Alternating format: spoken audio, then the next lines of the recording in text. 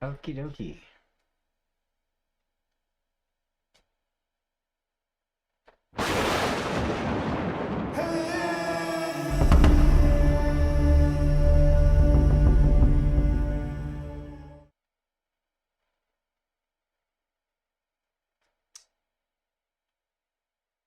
All right, everybody. Welcome, welcome. We are going live. All right, so I just talked to my wife. We are going to do the uh, what's it called? The Hermetic Harmonization this evening. That is tonight at 6:30. If you haven't signed up, go ahead and sign up. One of the people that was going to show up was ill, so we were thinking about canceling it. But I think we're going to go ahead and keep it going anyway, because there are a couple other people that we're going to attend anyway. So we're gonna we're gonna keep it going. So if you haven't signed up yet, you still can until about 6 o'clock or so. So you're watching Street Tips right now. Okay. Anyway, good to see you guys. Welcome to the Apocalypse thing. I wanted to say that about the Hermetic Harmonization thing. All right. So today's show, what I want to talk about is the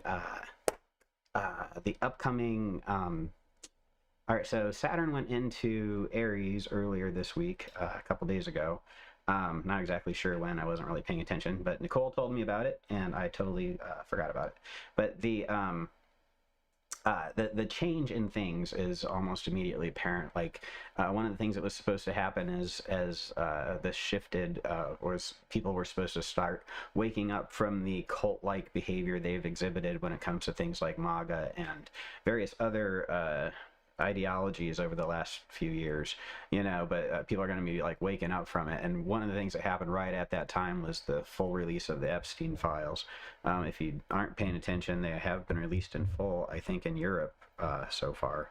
But the redacted ones that we have are pointing to so much, and it's just the whole house of cards is falling down around the MAGA movement right now, and it makes me feel really good, because like I felt existentially threatened by it by that organization of people for a while. I still do. I don't think that they're very safe by any means when it comes to things like that. But I keep doing that. But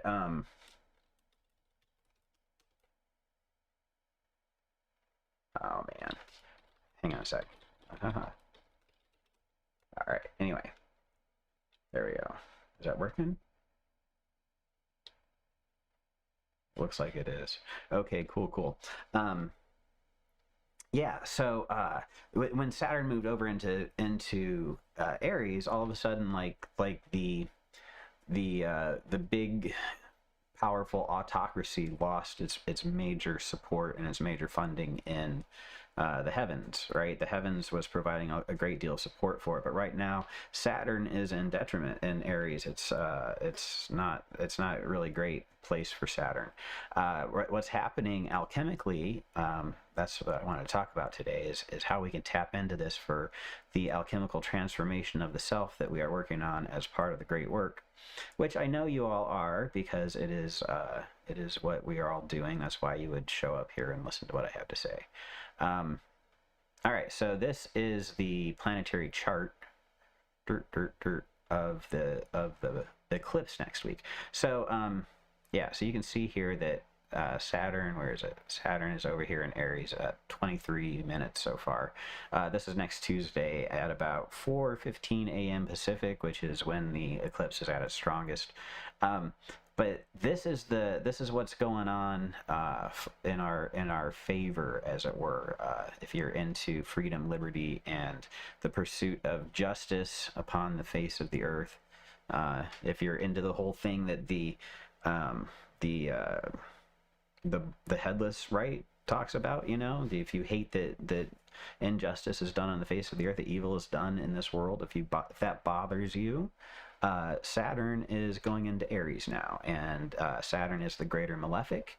It is locked in it's going to be locked in a loop with Mars for a little bit, where Saturn is in a sign ruled by Mars, and Mars is in a sign ruled by Saturn, so they're kind of like kind of sucking up each other's malefica for a little bit, and it's good for it. It's good for them to do that, and it's going to be the destruction of the things that would stand in the way and abolish the representation and manifestation of the self, right? Which is what the great work is all about, in my opinion. It's about stripping away the layers of ourselves that stand between the the pure idea that we're vibing into being within our existence. You know, there's like that essence of ourselves that we can see mirrored in our natal chart, but also, you know, as we go through life, we're expressing ourselves in every moment. You know, that filter of this conscious all thing that we're a part of is it's awesome, right? You know, it's when it's working in harmony with the spheres and everything, it's working to create and experience and enjoy this wonderful creation, right? But when it's been corrupted and when it's been enslaved, which happens as soon as you're born in our modern society, you immediately become indoctrinated by the shades and ghosts and the current automatons that are functioning according to the rules and regulations of dead people from thousands of years ago. They're still writing the scripts. You know, when you talk about the ancestors influencing the modern world, we're living out the same stories that they were living out in ancient Greece. You know, the reason that the Greek myths are perpetually valid is because we inherit the narrative, the conscious narrative of the generation before us, and we've changed on the surface a lot, but at the core of what makes us humans, genetically, functionally, and expressively, a lot of it remains the same. Our emotions are the same, our ambitions are the same, our drives, our desires. We're dealing with the same kind of struggles to express that inner light that we all carry. We're all dealing with the same ones that people have been dealing with forever, right? As long as we've been human beings, we've been trying to learn how to express authentically this light within, you know. And first of all, we had to overcome the challenges of food, shelter, and clothing, you know, and then we had to overcome the challenges of learning how to communicate and express ourselves more clearly over time, you know, to retain knowledge, you know, because right now the only thing that or not right now, but when we started out biologically, the only part of our culture that could retain information from one generation to the next was the women, the older women of the tribe. You know, like humans are one of the few animals that continue to live after they are no longer able to produce children, right? And it's because they became the storehouse of our memories. Elephants have the same kind of thing going for them. The matriarchy of the elephant community is based on how women, the females of the elephant tribes, are able to restore the women, retain the information of the previous generations, which is a good thing, right? It's able to condense it. But eventually humans learned how to write, and we were able to start expressing ourselves and storing our information over time and categorizing things and experimenting and seeing patterns emerge. You know, we learned how to do math. Pythagoras came up with the intervals of the notes that are pleasing and harmonious to the human being, right? And we still practice the principles of that Pythagoras developed, that Agrippa developed, that Dr. Flood,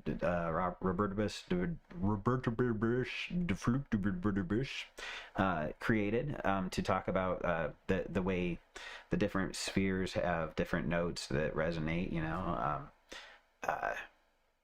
Anyway, it's the same kind of stuff, you know, and it's continually healing to people. It continues to bring harmony and moments of understanding as they become more, you know, and in those moments you're able to learn who you are, right? So the point, in my opinion, of transformative states, like when you take mushrooms or when you do the sound healing, deep meditation, regular mantra, you know, you begin to create in your brain with these vibrations that you use with your, you know, and your consciousness and your training of your consciousness, you develop the ability to enter into trance states, right? And some people have mapped them with like theta and beta and alpha and all these different stages of your consciousness. But basically, as you do the mystical type of exercises like meditation and contemplation and reading of the holy scriptures or whatever. As you meditate on the meaning of your belief system, like for me, I meditate on Zeus the head, Zeus the middle, and Zeus the all in all from the Derveni manuscript, from that Orphic mystery tradition that I believe in, or that I follow as a pattern, right?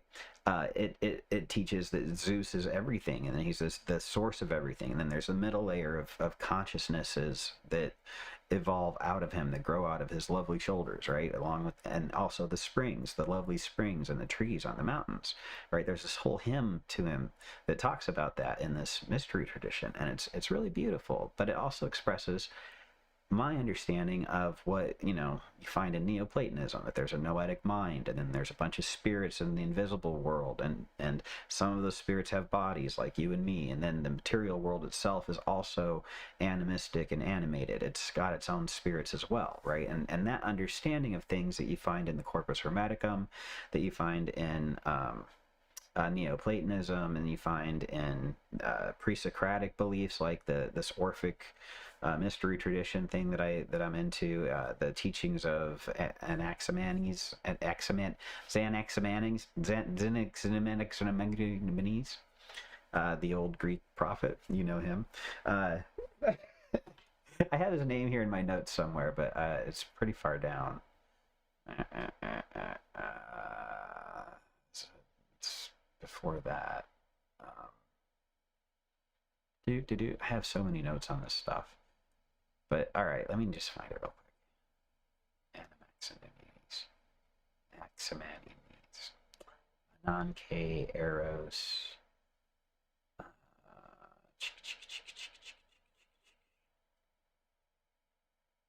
Nope. Damn it. I know what I'm talking about, but I can't find the fucking... Okay, here's the hymn of Cleanthes. Getting closer, the headless right.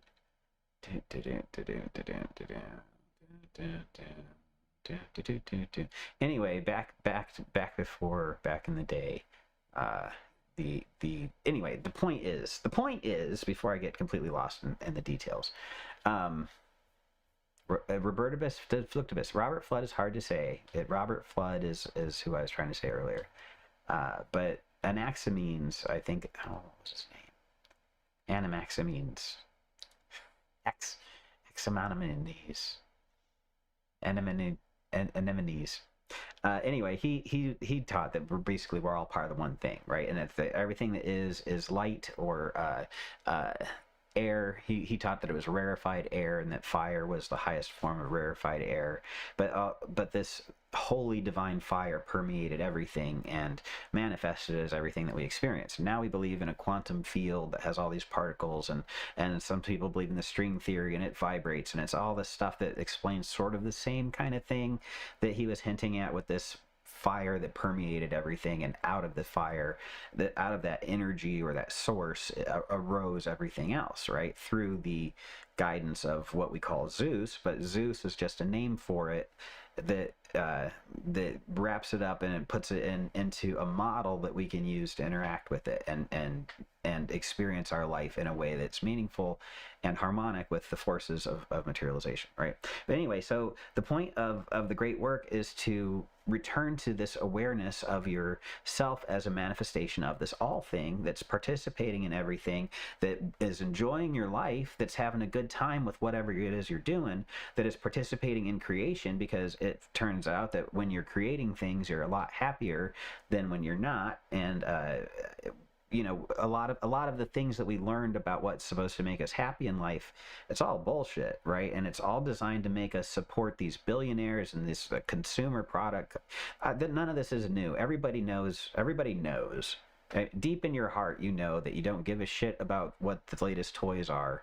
You don't really care about what AI is going to do or not. What you really want to do is figure out what makes you happy. And it's not your job. And it's not all these other people and their problems. And it's not politics, for sure.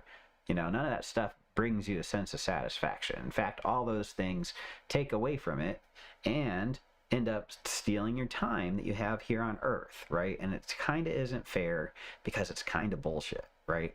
But that's what the great work teaches us, is that we have 7 spheres of power that we received. Corpus Hermeticum tells you that. We received power from each of the 7 spheres when we became human beings. We forgot about it and how to use it, and that we were sucked into this crap with the political world and all that other shit that's going on out there. We get sucked into it, and we forget who we are and why we're here, right? The great work is supposed to give us opportunities through ritual, through practice, through manifestation, through conjuration, through spiritual interaction with you as a living human being, to transform you and give you a glimpse of what it's like to experience everything in full consciousness for a change. And you don't get to retain that. You go back to your body when you're done. You go back to normal 5 sensory experiences. You don't maintain this state of knowing how everything works forever. It's just not how incarnation works.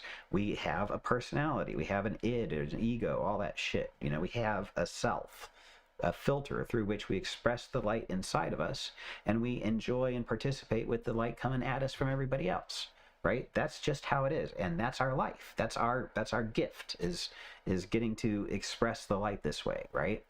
But the things that make us happiest, most pleased with, and having the best time in this incarnation involve creation, communication, interaction, right? Love, emotion, positive and negative interactions with people. It involves having challenges that you overcome. It involves developing character. It involves figuring shit out. A lot of us really get off on that. And all of us, in some ways, are always thinking about ways to pull things apart and put them together in new ways. You know, Rubik's Cubes. Why is a Rubik's Cube interesting? It's just a puzzle. You know, life is full of puzzles. You know, in the Bible, it talks about how the glory of God is to hide a thing, and the glory of a king is to find it, is to discover what was hidden, right? Because God and the king are both the same thing, right? And it's like the mysteries of existence exist to draw our attention to it so that we can understand it and we can learn about ourselves, right? And why is that important, do you think? Right? Why is it important that we learn about ourselves in our lifetimes? I think it's because we're teaching this God how to be through us. What happens when you do this shit? What it feels like to experience it. And I think it's learning a lesson. Or maybe it's just the experience itself. I don't know. But this whole know thyself thing, that's the essence of what it looks like we're doing. When you look at what it is to incarnate as a human being from this perspective of everything that exists is a layer of energy that's vibrating at different levels and creating interactions with other vibrations to ultimately result in material experiences and the opportunity for cellular transformation through chemical properties or chemical transformations that result in what appears to be consciousness and life, you know, this self-willed bags of water moving themselves around, you know, to express this energy that seems to permeate through everything, right? That's what it looks like we're doing from science's perspective, from the mystical people's perspective, everywhere across the entire spectrum. It looks like what we're doing is we're vibrating at some level, we're vibrating at higher levels to achieve different things, and as those vibrations interact, we have experienced reality.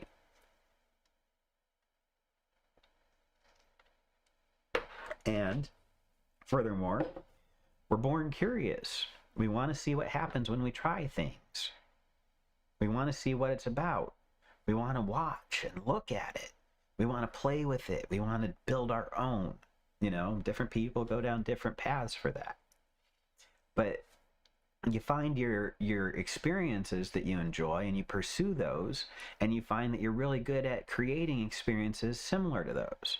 And you interact with it and you become an artist of it, you know, and maybe it's civil engineering, maybe it's whatever. You become a genius in those things that you're drawn to as you become better at it, as you reduce the shadows that keep you from understanding and expressing that thing that you like, you know?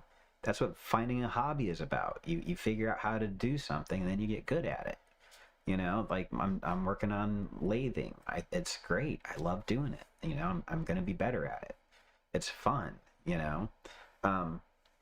Anyway, that's the kind of thing that it applies to relationships, it applies to your jobs, it applies to your relationships with your pets, you know, your relationships with your living and dead parents. You know, it applies to everything when you start to understand that everything is like it, I mean, it is a vibration. It literally is a vibration, but it's all these vibrations interacting together, right? And these systems of Hermetica, they teach you how to tap into that. They give you a manual to use it. It's a user's guide. You know, the 7 spheres, the 7 planets.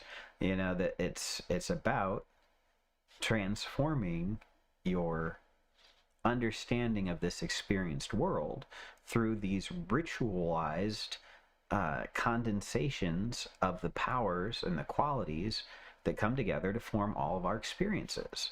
You know, these images from the 16th century alchemical treatise, like this one, this shows the 7 planets here and the seven phases of the great work, you know, and how you go through all of it to create the philosopher's stone, the hidden stone. You know, you visit the interior of the earth, perform the rectification, right, and then you rejoin and create the philosopher's stone, right? The hidden stone, right? So this is the process of the great work and manifestation and all that stuff. And it's got the 3 elements, the body, mind, and spirit, right? Body, mind, and spirit. It's right there again. The 3 thing, and then around it, it's got all the different phases of the transformation and all the different symbols of all that stuff. It's a process. It represents becoming one with all 7 of your parts. All the parts of you are one part, right? And all these things, all these images are one thing. And understanding that is what the process of the great work is all about. The red work is where you refine a thing from lead into gold, into its purest form, and you recombine it, and then you grind it up and you project it into the world to bring healing to the world, right? And it's like, it's just like money. You know, I mean, when you don't have money and then you have money and then you make the money, or you go through the process of earning the money for yourself, having the money is not when you're done when you spend it on getting what you want, right?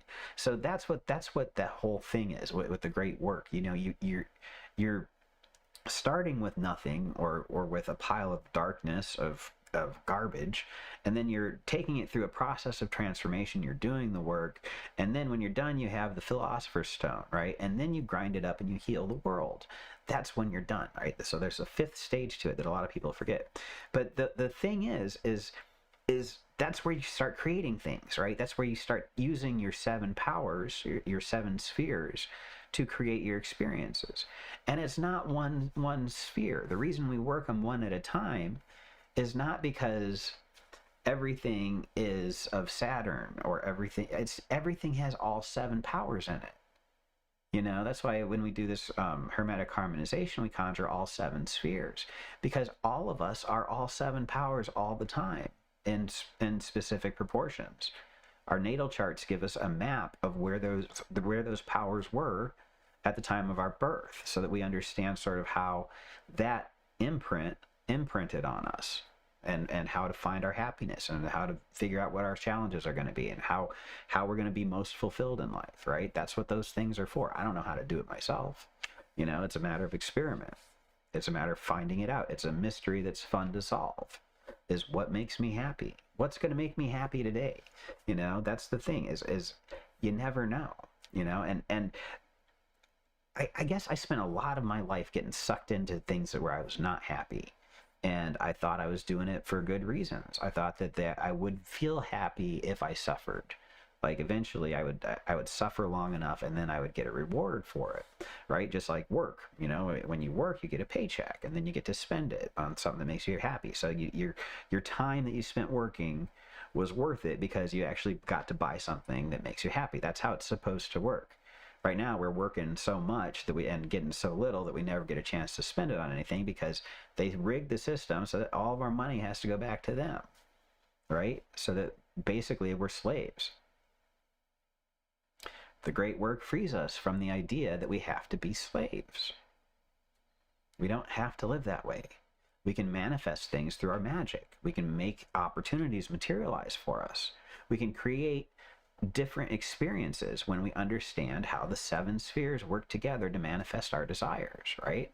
And working with one at a time is how you learn what that power inside of you feels like, right? So you conjure Michael of the sun, and yeah, you're conjuring a celestial spirit, right? And you're experiencing it, hopefully. Hopefully you're experiencing it. Otherwise, what are we doing, right? You know? Apparently not everybody experiences it the way I do. Whatever, that's fine. But you got to feel that sun energy from the entities that you're calling on. And you have to feel it vibrate back inside of yourself for it to learn what it feels like inside you when you're using your sun powers, right? And I'm not talking about anything mystical, or I mean, it is mystical, but it's not like, it's not going to be measurable. It's a way of thinking about it. It's a way of directing your vibration, your internal vibration, your mood, right? You call it your mood if you want. You don't have to call it like these powers of the 7 spheres. It really is that. These are qualifications of our natural inner potential to feel, to experience, to express. We mingle these forces together to create what we want to have happen. You know, like when you're in a romantic mood, you know, you're putting Venus energy into the sun and into the and you're bringing certain qualities forward to manifest what you desire in this world. You know, you're expressing these energies towards a target that is interacting with you, right? Like if I'm buying my wife flowers for Valentine's Day, you know, I'm putting energy into creating a situation that is romantic, right? And I'm focusing on Venus, and I'm focusing on Jupiter, and I'm focusing on the benefics, you know, and all the things that are into that part. And my wife is focusing on different things too. She's got her own vibe that she's creating, and it's the mingling of those vibes that create the great experiences that we have, right? That's how this magic thing works, right? We understand that we are constantly using our powers to create the 7 qualities every minute of our lives. When we're just sitting here passively receiving whatever is happening from our phones or whatever, that's the moon. That's the moon. You're focusing on your lunar aspect, or you're just like, I'm just gonna swing around, you know. But the moon is also active, but you got to tap into that. You got to tap into that. You got to do the transformation. The great work is what keeps you from just being passively being the victim that's passed around, you know, from one planetary power to the next. Instead of being that passive person, the great work transforms you into the active principle of waxing and of waning. And the difference is you're deciding, and you're focusing that energy into your sphere around you. That's what the great work empowers you to do, to actively participate in your day-to-day experiences. And it is a mystical transformation, and it is initiatory, and it is an enlightenment, an understanding of things, the peeling away of the occult mystery so that you can understand that you are all 7 of these things all the time, right? And gain consciousness over yourself to be able to authentically express who you are in the moment, to tell people no without hurting their feelings, because they don't think that you're theirs in the first place, right? You can't hurt someone's feelings if they understand who you are clearly up front. You know, they can hurt their own feelings because they don't get what they expected or they wanted. But if you're clear about who you are from the beginning, there's no room for you to have been the asshole, right? If you're not being an asshole, you're not an asshole. If you are an asshole and you don't know you're an asshole, that's bullshit. You got to fucking work on that. But for the most part, you know, the great work stops you from being an asshole. Because you realize what your shadow is, and you stop doing that because you know it hurts. Hurts yourself, it hurts other people. But that is a transformation that results in an empowerment. After that shithead isn't fighting against you all the time, it turns out it can harmonize with you and become something powerful for you. It's transformed through the process of the great work, right? The great work is the result of the heat, the fucking fire, expanding and relaxing the constraints that hold the dross and the bullshit so tightly together up against the beauty and the gold that is inside. It is the heat that provides the energy that creates the nuclear transformation at the atomic level of Saturnine lead into solar gold, right? Zeus has decreed that from suffering comes wisdom, right? The higher parts of Saturn are wisdom. The lower parts are suffering. We transform suffering into wisdom by building character, by becoming ourselves, by building our character, the character of ourselves that lives through the narrative of our lives that we're creating with our 7 powers. That character in the story of our lives that we're building comes from suffering, turning that suffering into wisdom by learning from our mistakes, by applying the heat that causes the change so we're not doing that shit anymore. And we become more and better at creating cleaner lives. Doesn't mean everything's a bed of roses. Doesn't mean everything goes your way every time. Unfortunately, I wish it did. But it does mean that when things aren't going your way, you're aware of it. Like, you know ahead of time that things aren't going to be going your way for long. You know, you see it coming. You know what to do in response so it doesn't knock you off your feet. You know?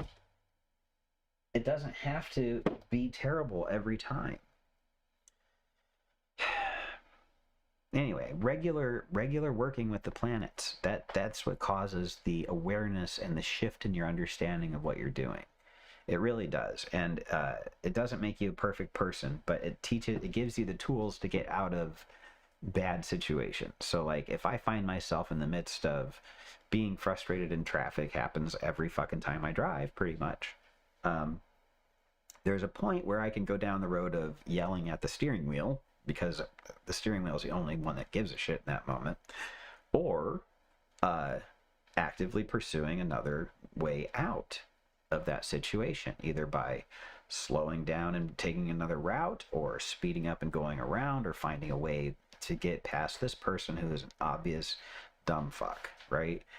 That's my transformation moment, to keep it from being oh my god, I'm stuck here with this terrible thing, but turning into an understanding of, this is a temporary situation and I'm plotting my way out. The same thing that happens in that moment happens in the if there were a hypothetical unfortunate taking over of the country by a fascist regime, you know, in the same way that you're stuck in that, you begin plotting your way through it. You know it's temporary, and you start to make your way out and into something better, right? You figure out what the steps are to accomplish those tasks and move yourself through it. Now, we're going through a time right now where the universe is aligned in such a way that the lead, Saturn, is in the midst of the heat of Mars. okay, in Aries. Aries is fire, it is heat, it is active, it is ruled by Mars, right? Mars, meanwhile, is in Aquarius, which is ruled by Saturn. Okay, so these two planets are locked together with their powers and their forces. Okay, they are moving through the energy from beyond the 12 spheres, are moving through the ruled sign and into and through the planets, you know, in ways that are directly interacting with one another. They even, I think they are conjunct pretty soon again. I don't know exactly when, but yeah, this is not at all what I wanted. All right. Anyway, so yeah, so what's been going on? What's been going on? So what's been going on is let's see, when did it happen? A couple days ago, when Saturn shifted into Aries. It's basically the world axis point is what they called it. So the world axis point was when it went past 0 degrees Aries, and right now we're like 28 minutes into it or something like that. It's like moving into. All right, so basically what's happened is the lead of Saturn has gone into the alembic, and the alembic has been put into the fire.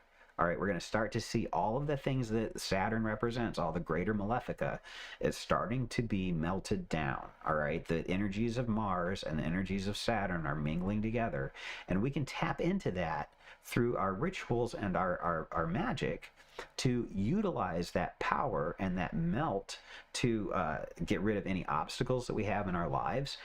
Zeus was the conqueror of Cronus, right? That's Saturn being defeated. Right now, Saturn is being melted down. Anything in your life that is a titanic thing that you want to overcome, now is the time to do that. Do your magic with these powers of transformation.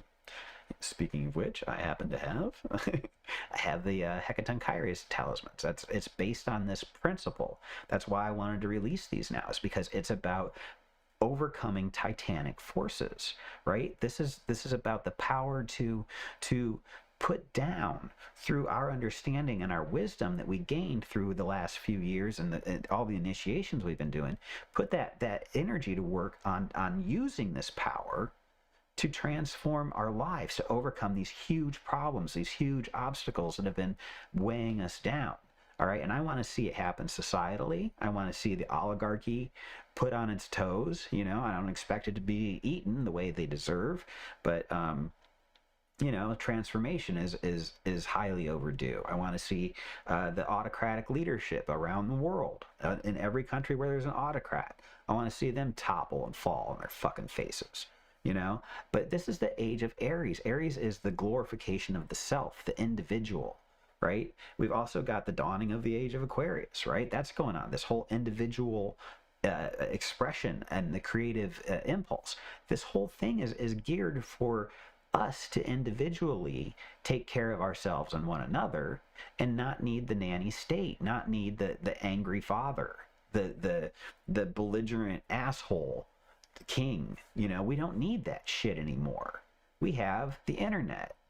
You know, we don't need capitalism the way we used to have it. We have AI. AI is ruining the entire structure of our economy because we don't need the layers in between us and the products anymore. We don't need management. We don't need a corporation to express our ideas into this universe. We don't need to work for someone else for our ideas to make money for us anymore. We can use AI to replace the management, the advertising, the legal department. All these things are just databases, and they've trained the AI patterns to be able to figure out what you need to be able to get through business, because business isn't that complicated, because people aren't that smart. We aren't good enough at managing all this stuff. We had to build AI for it, and the AI isn't great either. It doesn't do it right because it's using our models on it. We can't make AI 100% accurate. I was reading a meme today about it, and it's a thread on Reddit where this guy is talking about how his company had implemented an agent that's been feeding them made-up numbers for months. They've been making sales predictions based on this this AI making up numbers, and they went back and they checked, and it's been for months, and it's a big problem, and they're having to put on the brakes, and whoever wasn't checking it, they're the ones that were the problem, because AI doesn't generate accurate information. It generates crap. You know, it knows the pattern.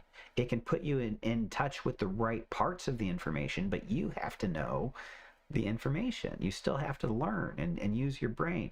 AI will never replace us, but it can replace all the structures of bureaucracy, because those are just patterns, and they're never implemented right in corporations. That's why corporations are such shitty places to work. But now that we have AI that it might not know what the data is, but as long as you put the numbers in and you track it right, like I'm building solutions right now that use AI for what it's good at, but the data numbers that the AI would fuck up, it doesn't get to touch. You isolate that within your AI system, and you've got a golden situation. If as long as it's a predictable pattern, if you understand the process involved, and everything in business is process. The patterns of process is what you train your AI on, and you control your data, and you've got a whole corporation at your fingertips. It's incredible. We don't need them anymore. This is the dawning of the age of the personally autonomous individual who can create goods and services immediately themselves and directly market it to the consumers who want it, who also are empowered to find exactly what they need. And we're not going to build bullshit stuff we don't need anymore. We're going to build stuff that's effective, useful, and meaningful to people. Money is going to become obsolete. Anyway, I get excited about it because it's a good time, but it's going to be painful for a lot of situations. And the people who are losing power are going to fight to keep it. Wouldn't you? I mean, if somebody comes to take your shit, you're going to be like, no, that's my shit, even if you didn't deserve it in the first place.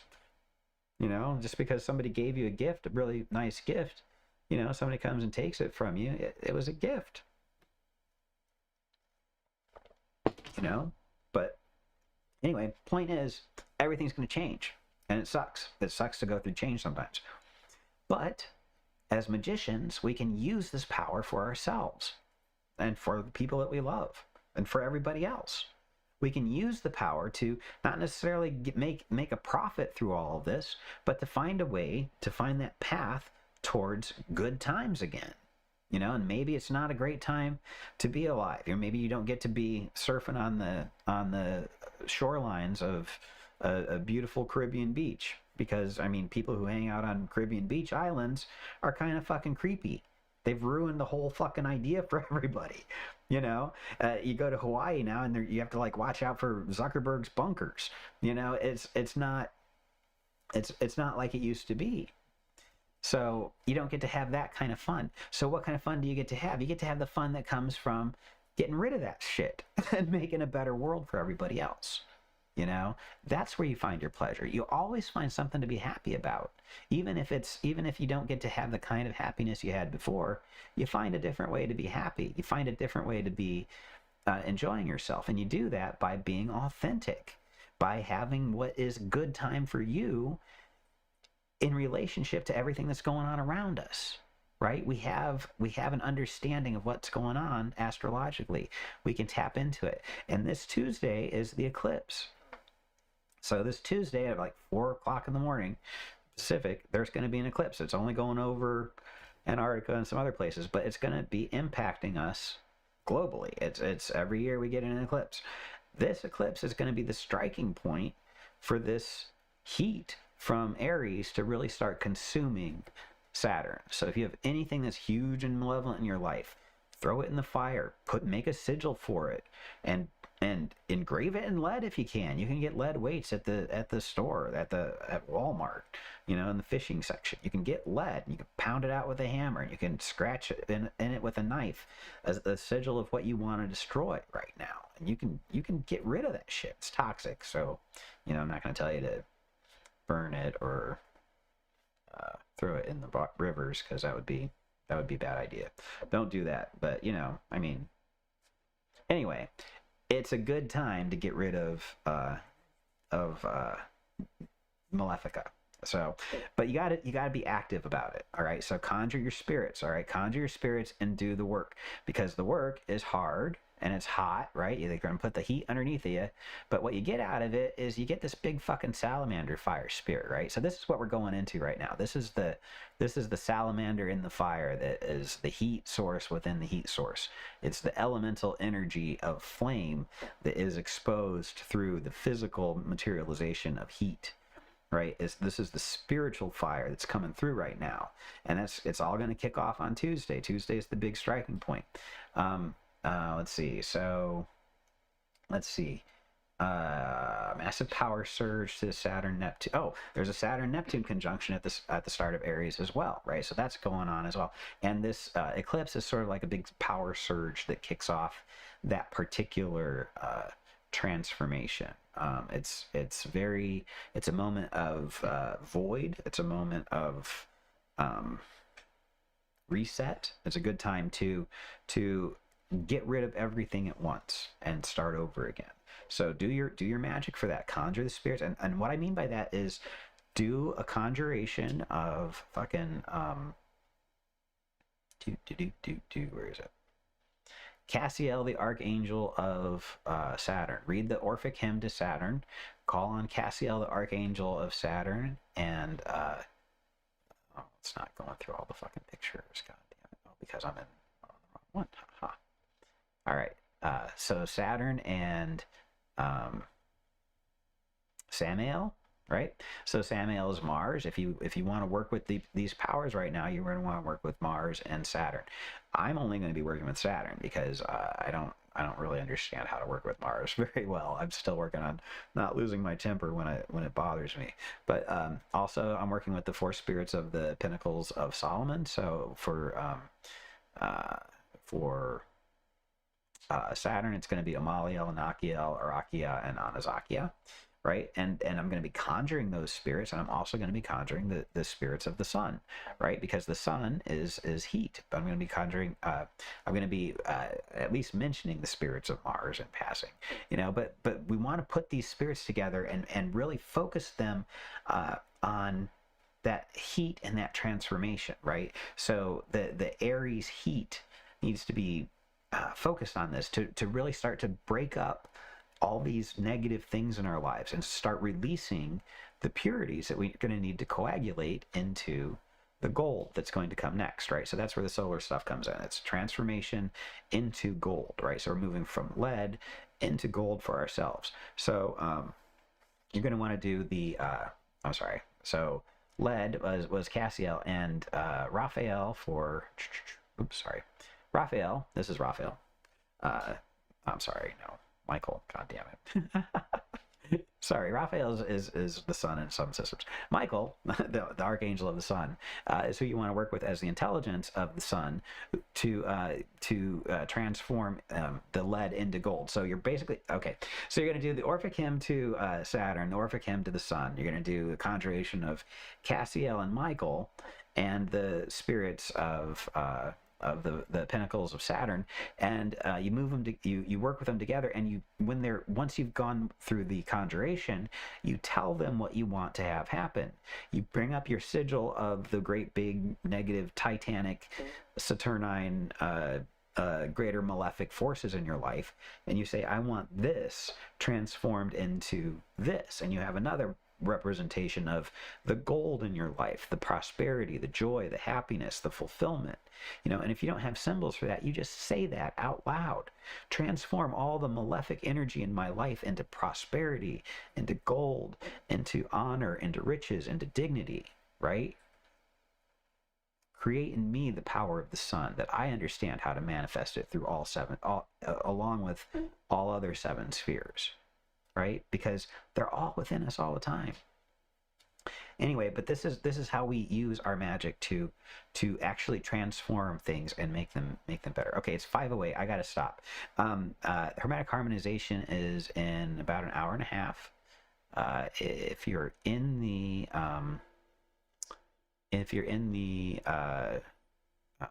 pull up the, if you're in the Zeus cult, if you're part of the membership there, there is a link to the Zoom on the posts section of the membership channel of our page. Not exactly sure how that works, but I did make a post with the Zoom information in it there, so do feel free to hop on if you've got that. And if you signed up for it with the WooCommerce site, you can continue to sign up for it until about 6. Oh, here, let me pull it up. When I say WooCommerce site, I mean rufusopus.com. All right, so if you want to buy a ticket to it, it's $25 for tonight. We're going to be changing the pricing on this and the frequency to be different going forward. But tonight it's $25 if you want to join this evening. You can just go over here and should be ready to go. Just go to add to cart and then go to your cart. And go to checkout and all that stuff. So anyway, you can sign up until about 6 o'clock tonight if you want to join us. I will be sending out the Zoom invitations probably right at 6 o'clock. It will be starting at 6:30. So please do be ready. You're going to want to be in a comfortable position. You're going to want to be hydrated for sure. You make sure you drink your water. And you're going to want headphones to be able to hear all the music of the spheres. I don't think you're hearing it right now, but Nicole is playing it in the background. But let me see if I can turn off those. Turn this on. There we go. Okay, so you can kind of hear it now. Yeah, there it is.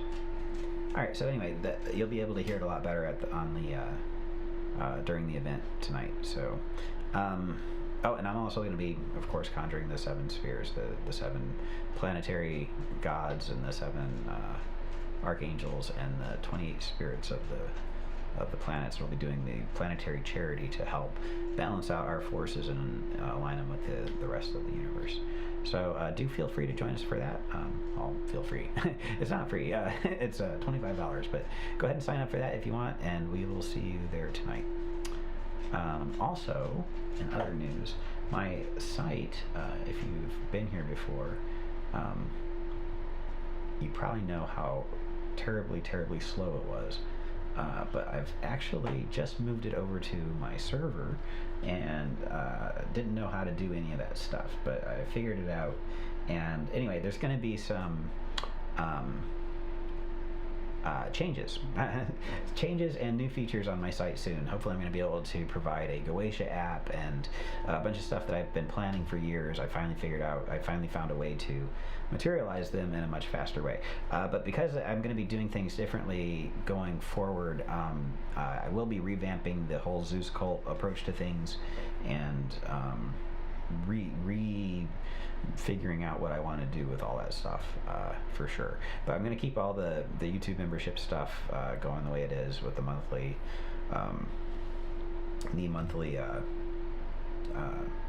Rebel Orphan classes. Oh, also that's probably going to be next week, next Saturday or Sunday. I'll send out a notification to everybody who's part of that. All right, that's all I got for today. I'm going to go get ready for the ritual. I hope you guys have a great evening. If you're not going to join us, I do hope you join us, because it's incredibly empowering and very calming. Like I have mental clarity for like 3 or 4 days after we do this in ways that's hard to explain to people who don't have that mental chaos that goes on with people like me. But if you suffer from that kind of thing, this is really useful for calming the mind goblins and such. So anyway, I will talk to you guys later. I hope you're going to join us, and if not, I will talk to you sometime